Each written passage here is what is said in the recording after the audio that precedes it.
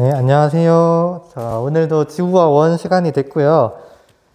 이제 여러분들도 등교 계약을 하죠. 2학년 여러분들도 등교 계약을 해요.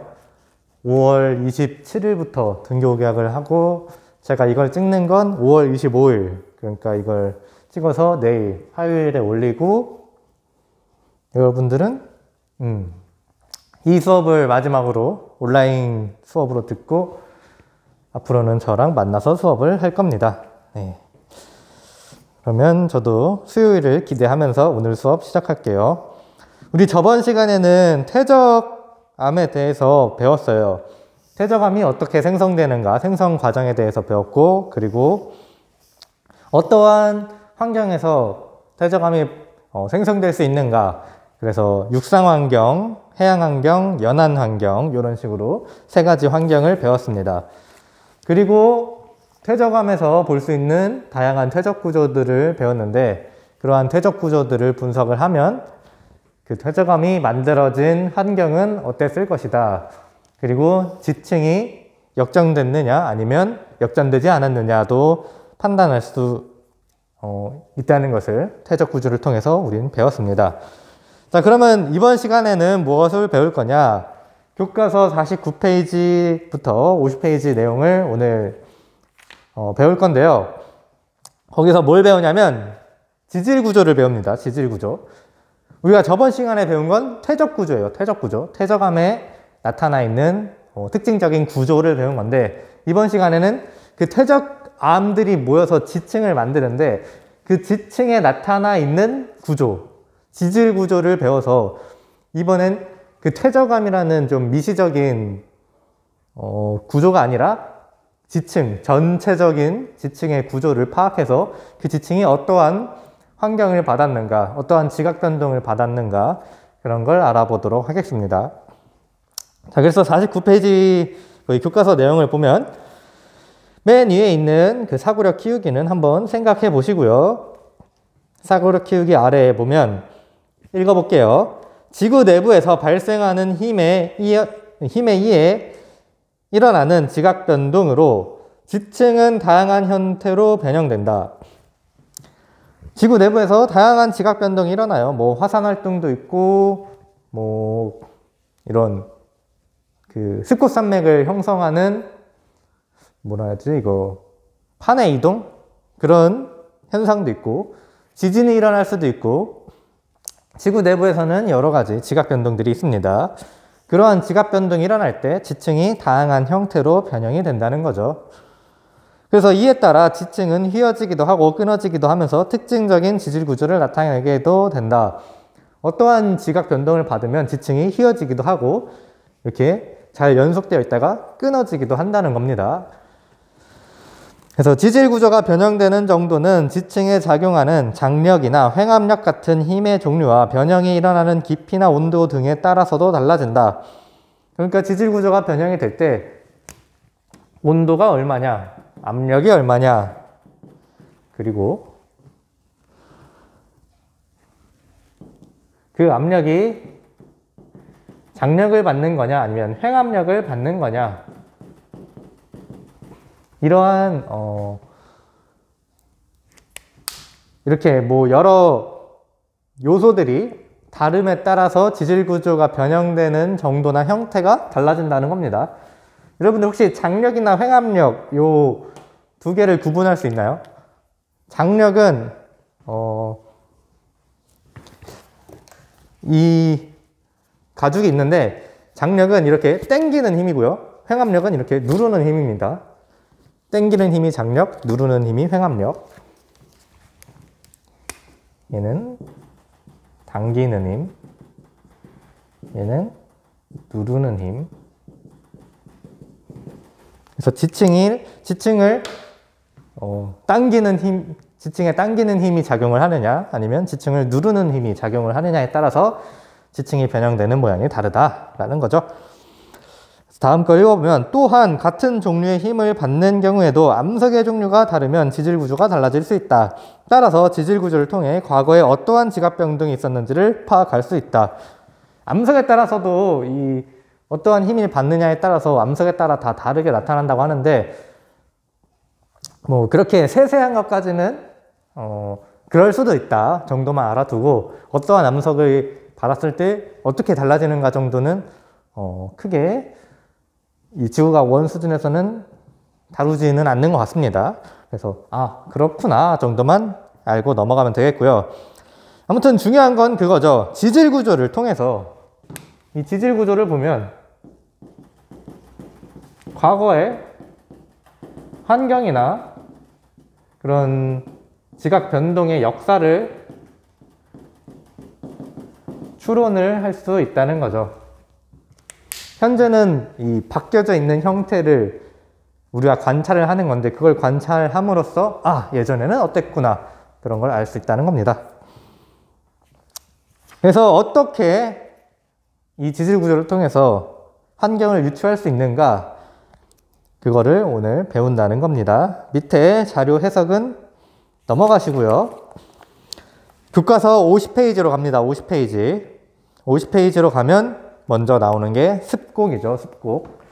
그러면 습곡부터 설명을 할게요.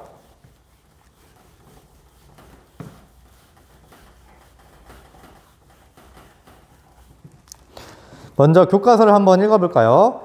자, 습곡. 그림 7과 같이 수평으로 퇴적된 지층이 회합력을 받아 휘어진 구조를 습곡이라고 한다. 수평으로 퇴적된 지층. 이렇게 수평으로 잘 퇴적이 된 거죠. 뭐 하나 쌓이고 그 위에 하나 더 쌓이고 하나 더 쌓이고 이런 식으로 쌓이다가 얘가 횡압력을 받습니다. 이렇게 쭉 누르는 거죠. 그러면 어떻게 되느냐? 괜히 지었나? 화살표로 표시를 해볼게요. 이렇게 쌓여 있는데 횡압력을 받았더니 이렇게 구겨진다라는 거예요. 얘 같은 경우에도 잘 수평으로 있다가 횡압력을 받으면 이렇게 구겨지죠? 지층도 그렇게 된다는 얘기예요. 이렇게 모양이 나타나는 걸 우리는 습곡이라고 얘기를 한다.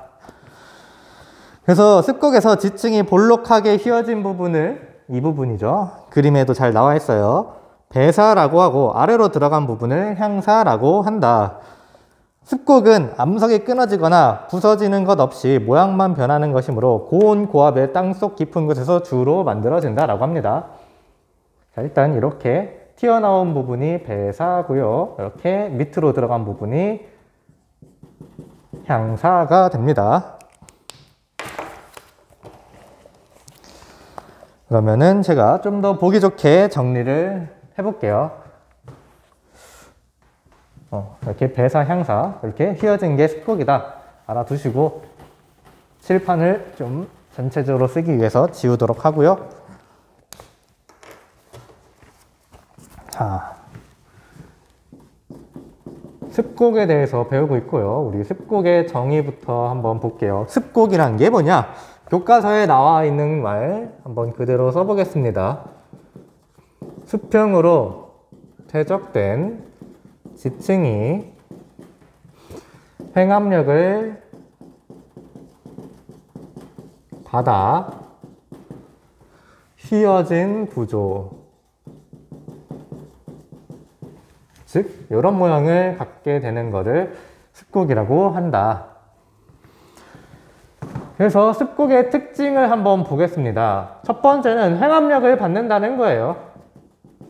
뭐 장력을 받는 게 아닙니다. 횡압력에 의해서 생기는 게 바로 습곡이에요. 횡압력. 즉 습곡이 나타나 있다. 어떤 지질 구조를 봤는데 습곡이 보여요. 그럼 얘는 과거에 어떤 힘을 받은 거예요? 횡압력을 받았구나 라는 거죠.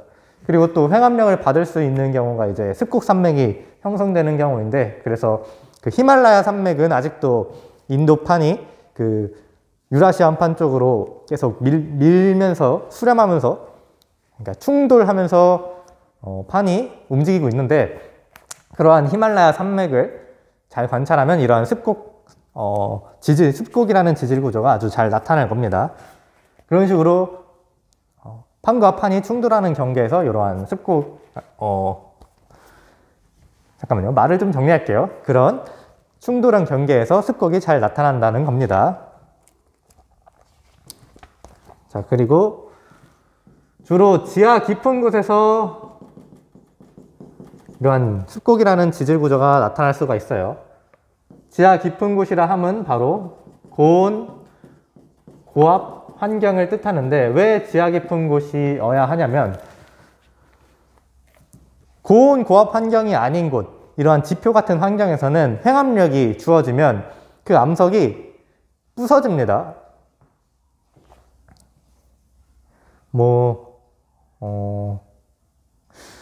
그 촛농 같은 거, 양초 같은 거 한번 생각해 볼까요? 양초 이렇게 있는데 얘를 우리가 힘을 줘서 누르면은 결국에 힘을 진짜 세게 준다면 양초가 뻑 하고 부서지겠죠?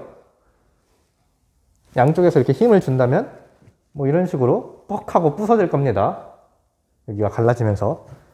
근데 이 양초를 좀 불로 데펴요. 따뜻하게 데핀 다음에 압력을 주면 어떻게 될까요? 얘가 좀 흐물흐물해지면서 부서지기보다는 이런 변형이 일어나겠죠. 양초의 몸이. 그런 겁니다. 지층도 고온 고압 환경이 아닌 데서 횡압력을 받으면 부서지는데 저희 지하 깊은 곳에 고온 고압 환경에서 횡압력을 받으면은 얘가 말랑말랑해진 상태이기 때문에 부서지기보다는 휘어지게 돼요. 그래서 이러한 습곡이 생성될 수 있는 환경은 주로 고온 고압이라는 환경이 주어질 수 있는 바로 지하 깊은 곳에서 횡압력을 받을 때를 우리는 습곡이 형성될 수 있는 조건이라고 보는 겁니다.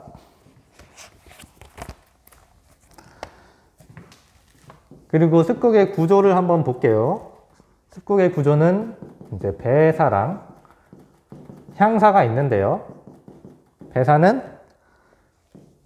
위로 볼록한 부분을 배사라고 얘기를 하고요. 향사는 아래로 볼록한 부분을 향사라고 얘기를 합니다.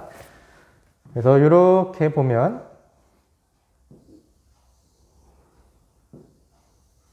위로 볼록한 데가 어딥니까? 아까도 그렸지만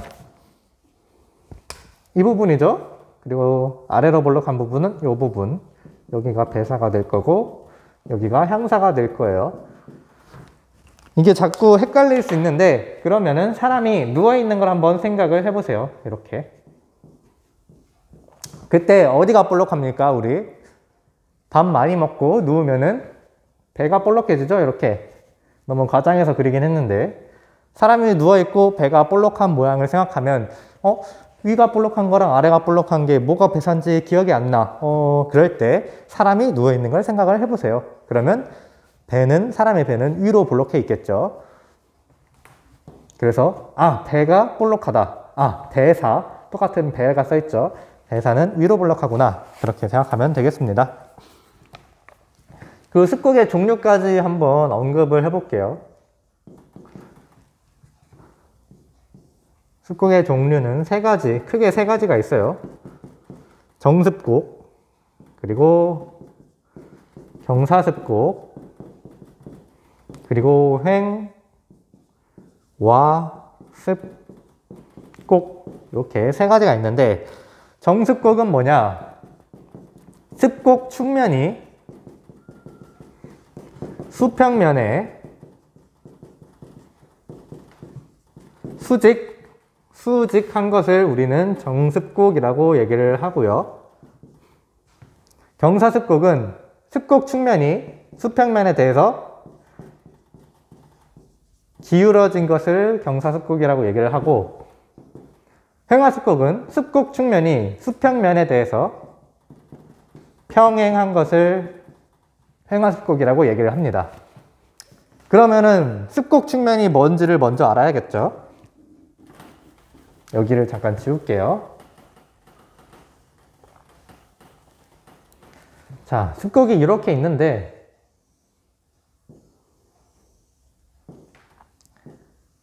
곡률이 가장 큰 면을 이으면은 그곳이 바로 습곡 측면이 됩니다. 일단 습곡 측면에 대한 정의는 곡률이 가장 큰 곳을 이은 것, 곡률이 가장 큰 곳을 이은 것이 바로 습곡 측면이고요. 자, 곡률이 가장 큰 곳이 어디냐? 바로 이 부분이에요. 정점. 이 부분. 이렇게 휘어진 부분, 그게 가장 큰 곳이, 곡률이 가장 큰 곳인데, 여기보다 여기가 더 휘어진 정도가 크죠. 철사를 생각해보면 여기는 그냥 직선이라고 봐도 될 수 있을 정도로 적당히 휘어져 있어요. 근데 이 부분을 보면 확실히 휘어져 있죠. 그럼 이 부분, 그리고 그 다음 지층에서도, 그 다음 지층에서 곡률이 가장 큰 곳, 여기죠. 그 다음 지층, 여기죠. 그러면 습곡 측면, 이 곡률이 가장 큰 곳을 이으면은 바로 습곡 측면이 돼요. 그리고 여기서도 곡률이 가장 큰 곳, 여기죠.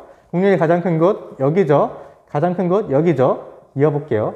좀 이상하게 이어지긴 했는데 제가 그림을 잘못 그려서 그래요. 아무튼 거의 수직으로 이렇게 일자로 그려집니다.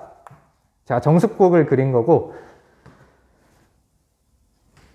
그럼 이 습곡 측면이 수평면은 이렇게 있어요. 이렇게 습곡이 지층 아래에 있고 우리가 서 있는 이곳이 바로 수평면인데, 이 습곡을 봤더니 수평면에 대해서 습곡 측면이 거의 수직으로 이루어져 있다. 그러면 이 습곡은 정습곡이라고 부르는 거고요. 만약에 우리가 서 있는 수평면이 여긴데 습곡이 이런 식으로 생겼다 라고 하면 습곡 측면 여기 이어볼게요. 그리고 여기죠. 이어볼게요. 우리 수평면에 대해서 이 습곡 측면이 수직이 아니죠? 경사가 져 있습니다. 그러면 경사습곡이라고 부르는 거고요. 횡하습곡은 어떻게 되는 거냐? 이런 식으로 휜 정도가 매우 클 때 습곡 측면 여기 이어주고 여기 이어주면 수평면에 대해서 거의 평행하죠? 이렇게 거의 눕다시피 한 습곡을 횡하습곡이라고 부르는 겁니다. 이렇게 습곡의 세 가지 종류, 크게 세 가지 종류 알아두시고요. 그러면 습곡에 대한 설명은 이 정도로 하겠습니다. 필기하시고요. 지울게요.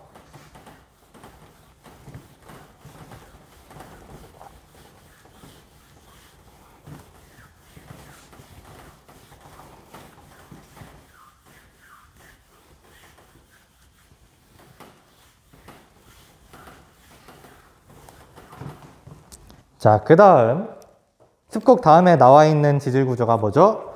단층이 나와 있죠. 단층도 교과서 한번 읽어볼게요. 자, 단층이 뭐냐?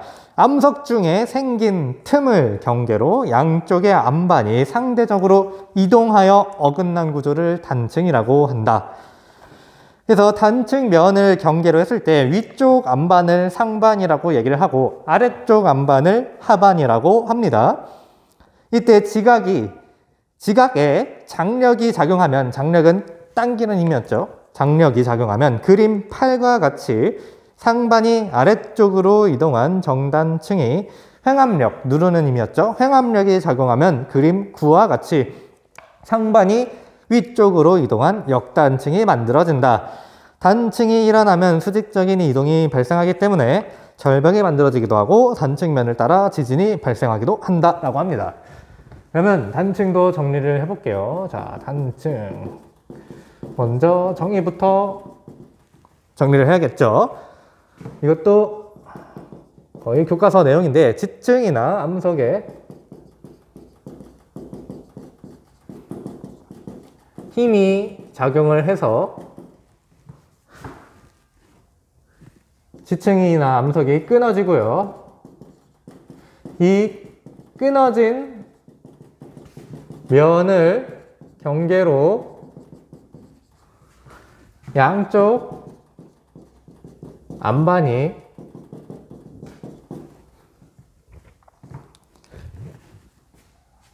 상대적으로 이동하여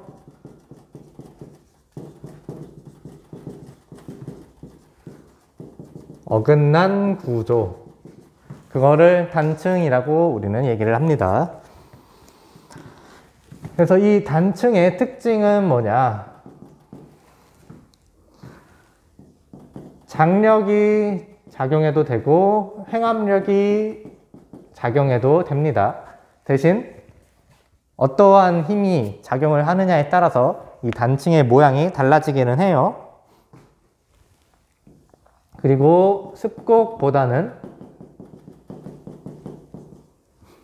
온도와 압력이 낮은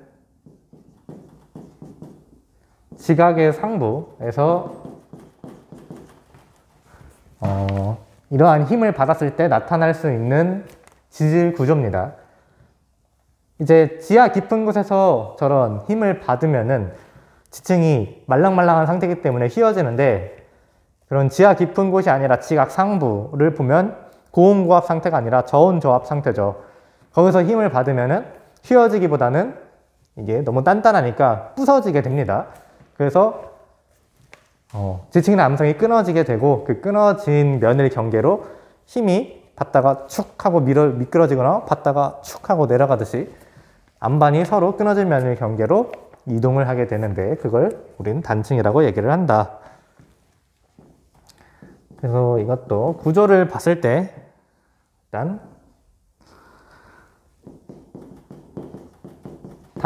단층면이라는 구조가 있죠.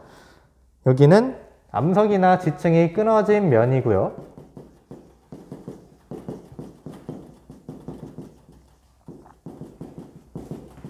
이렇게 지층이 잘 있었는데 만약에 횡압력을 받아서 상반이 위로 올라갔다. 이렇게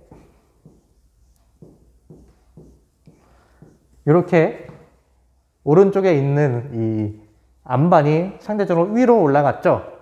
그때 이렇게 끊어진 면, 여기가 끊어진 면이죠. 여기를 우리는 단층면이라고 얘기를 합니다. 그리고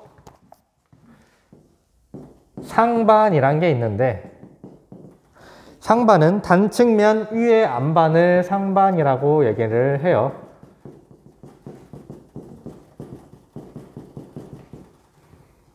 그리고 하반이 있는데, 하반은 단층면 아래의 안반을 우리는 하반이라고 얘기를 합니다. 이 단층면을 봤을 때 위에 있는 안반이 왼쪽의 안반일까요? 오른쪽에 있는 안반일까요? 단층면이 이렇게 있는데 위에 있는 건 오른쪽에 있는 안반이죠. 즉 얘가 상반이 될 거고요. 얘가 하반이 될 겁니다. 그러면 만약에 이런 식으로 되어 있다면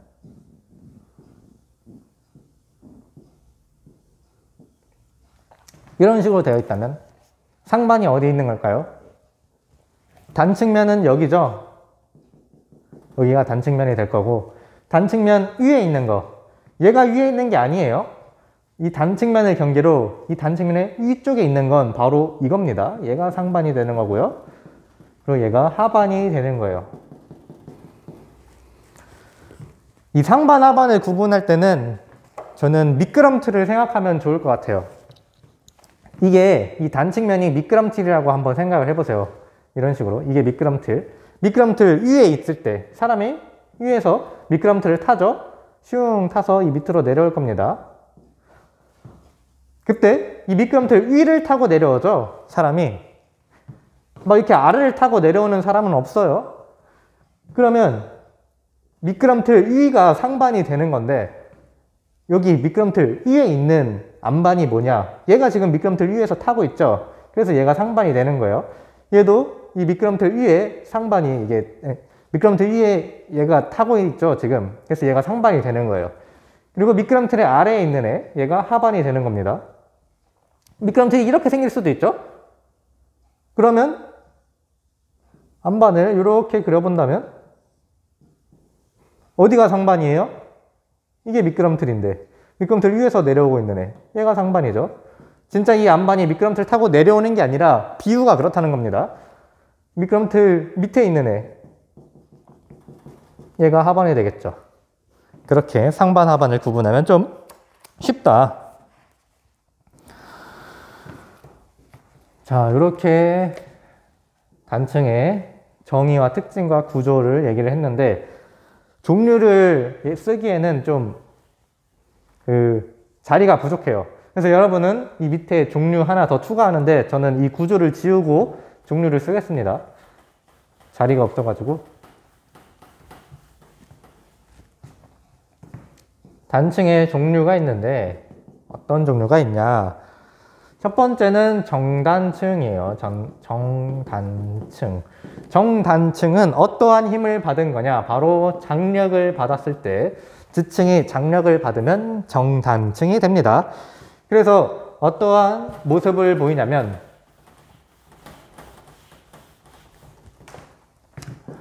상반이 하반에 대해 아래로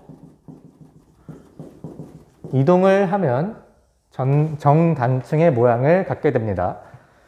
자, 이렇게 지층이 있었는데 이 지층을 당겨요. 당기면, 즉 장력에 작용을 하면 이 지층이 끊어지게 됩니다. 끊어지고 양쪽에 있는 안반이 그 끊어진 면을 경계로 이동을 하는데, 만약에 뭐 이런 식으로 끊어진다고 하면 여기 오른쪽에 상반이 되겠죠. 이 미끄럼틀 위에 있게 되니까 그 상반이 아래로 이동을 하게 되면 정단층이라는 이 모양을 이루게 되는 겁니다.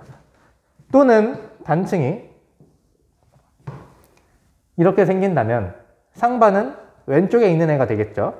그러한 상반이 아래로 내려가게 되면 우리는 얘를 정단층이라고 얘기를 한다. 이렇게 상반이 아래로 내려가 있다. 상반이 아래로 내려가 있다. 그러면 우리는 정단층이라고 부르면 되고요. 이때 작용한 힘이 무엇이냐고 물어보면, 아, 얘는 장력이 작용했어 라고 대답하면 되겠습니다. 자, 그리고 역단층이 있는데, 역단층은 어떠한 힘을 받았냐? 횡압력을 받으면 역단층이 돼요. 그리고 어떤 모양이냐면, 상반이 하반에 대해 어떻게 이동을 했을까요? 정, 역, 말이 다르죠? 정이 아래로 이동이었다면 얘는 위로 이동이 됩니다. 자, 역단층은 상반이 하반에 대해서 위로 이동을 한다. 그래서 이러한 지층이 횡압력, 누르는 힘이 작용을 했다면 똑같이, 자, 미끄럼틀 한번 그려볼게요. 그럼 상반이 오른쪽이 되겠죠? 그게 하반에 대해서 위로 이동을 했다라고 하면 이런 식으로 그려지게 되겠죠. 이게 역단층. 그리고 만약에 단층면이 이렇게 그려졌다면 미끄럼틀 위, 여기가 상반이죠, 왼쪽이. 그게 위로 이동을 했다라고 하면 이렇게, 그리고 하반은 이렇게 있겠죠? 이게 역단층의 모양. 뭔가 양쪽에서 힘이 작용한 것 같지 않아요? 양쪽에서 힘이 작용하니까 위쪽에 이 상반이 위로 툭 하고 올라가는 모양이 될 것 같지 않습니까? 그리고 장력, 이렇게 당기니까 그 상반이 왠지 밑으로 내려가게 될 것 같지 않나요? 좀 받아들이기 어려울 수 있겠지만, 아, 장력이 작용하면 상반이 밑으로 내려가는구나. 아, 횡압력이 작용하면 상반이 위로 올라가는구나. 왠지 누르는 힘이 작용했을 것 같은 모양이야. 왠지 당기는 힘이 작용했을 것 같은 모양이야. 그렇게 이해하면 되겠어요.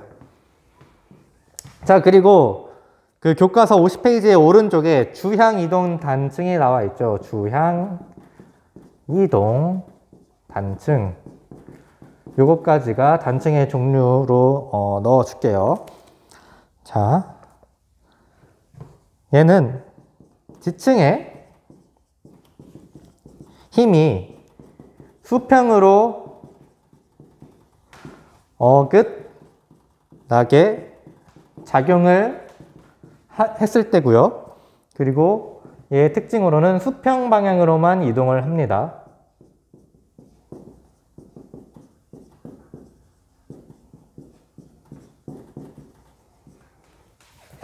얘네들 정단층이나 역단층 같은 경우에는 수직적으로 움직임이 있었죠. 상반이 위로 올라가고 하반이 아래로 내려가는 게 역단층이고, 상반이 아래로 내려가고 하반이 위로 올라가는 게 정단층인데 얘는 그런 수직적인 움직임이 아니라 수평으로만 움직이게 됩니다. 그래서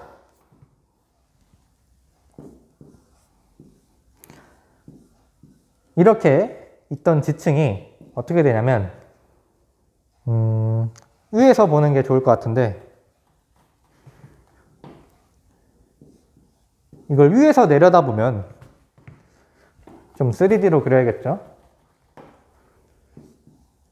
지층이 이런 식으로 있어요. 근데 지층의 힘이 수평으로 어긋나게 작용을 하면 이렇게 돼요. 이렇게.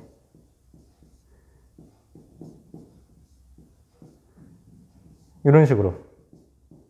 수평으로만 이동을 한 겁니다. 얘는 이렇게 이동을 한 거고 얘는 이렇게 이동을 한 거죠. 즉 이런 걸 보고 주향 이동 단층이라고 얘기를 하고요. 교과서 내용을 보면 50쪽 오른쪽에 양쪽 지궤가 단층면의 주향 방향과 평행하게 수평으로 이동하여 발생한 단층, 그거를 주향 이동 단층이라고 한다고 하는데 여러분들은 주향 방향이 뭔지 이해가 잘 안 될 겁니다. 그래서 주향 방향을 좀 얘기를 하면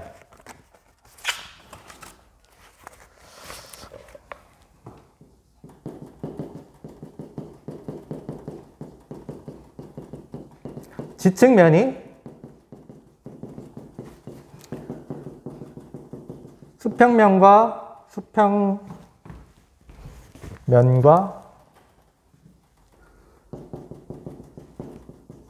이루는 교선 방향이 주향 방향이에요.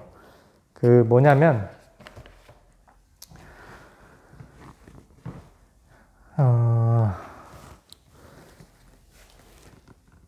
지금 만약에 이렇게 지층이 있다고 하면 이때 지층면은 이 면이거든요. 그러면 우리는 이렇게 약간 기울어져 있는 바로 이 면, 이게 지층면이에요. 그리고 수평면은 우리가 밟고 서 있는 여기가 수평면이 되는 거죠. 수평면. 지층면을 우리가 그리면 이렇게 될 거고 방향이, 수평면의 방향은 저쪽 이렇게 들어가는 방향이 되겠죠. 그러면은 좀 입체로 그려야 돼서 어려운데 X, Y, Z 방향이라고 하면 지금 수평면 방향은 X 방향인 거고 이 지층면 방향은 Y와 Z 방향, Y와 Z 방향이 섞인 이 방향인 거죠. 얘랑 얘의 교선 방향은 이 선이에요. 이 선. 그러면 지금 여기서 주향 방향은 저쪽 들어가는 방향이 되겠죠. 근데 이 주향 방향에 대해서 평행하게 수평으로 이동을 한다는 거예요. 얘는 이 주향 방향에 대해서 평행하게 이동한 게 아니라 뭐 이런 식으로 있다 하면 주향 방향은 이 칠판 속으로 들어가는 방향인데 이 지층은 그 칠판 속으로 들어가는 방향으로 이동을 했나요? 아니죠. 이거에 대해서 위로 또는 대각선 위로 또는 대각선 아래로 이동을 한 모양인 거죠. 근데 이 주향 방향으로 지층이 이동을 하면 이 칠판으로 들어가는 방향, 저쪽으로 들어가거나 아니면 칠판으로 나오는 방향으로만 지층을 이동을 해야 돼요. 그래서 약간 이렇게 지층이 앞으로 튀어나오고 또는 뒤로 밀리는 이러한 모양, 칠판으로 들어가거나 나오거나 이 방향에 평행하게, 이쪽 선에 평행하게 그렇게 이동을 하면 주향 이동 단층이 되는 겁니다. 그래서 주향 방향은 너무 어렵게 생각하지 말고 이렇게 있을 때 주향 방향은 이 지층의 면과 이 수평의 면의 교선 방향, 그러면 이게 교선 방향이 지층 면은 이렇게 그려질 거고 수평 면은 이렇게 그려질 텐데 얘의 교선은 얘랑 얘가 겹치는 이 선이잖아요. 이 선에 대해서 얘는 평행하게 이동을 한 게 아니라 위 또는 아래로 이동한 지층이 되겠죠. 근데 이 주양 방향에 대해서 평행하게 들어가거나 나오게 이동을 하면